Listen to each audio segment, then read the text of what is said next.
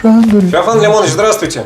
Здравствуйте. Вы знаете, вот у меня подписали все документы, как вы просили, вот, но почему-то не дают кабинеты. Я не знаю, а как же я работать-то буду? Где? Там же все подписано. Вы меня одобрили, помните же?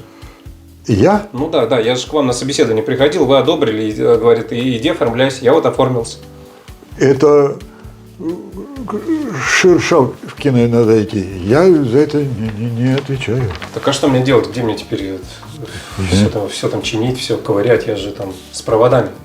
Ковыряйтесь где хотите, я не знаю, я ни за что не отвечаю. Как подождите? Сейчас приехала проверка, всех проверяют и проверяют. Так, а все сметы уже сдали. Все через Шершавкину. Я просто зашел в кабинет, я тут очки забыл, но я вспомнил, что я их не забыл. А Шершавкина уже там на этом. Шершавкина, она на втором этаже 3-го этажа.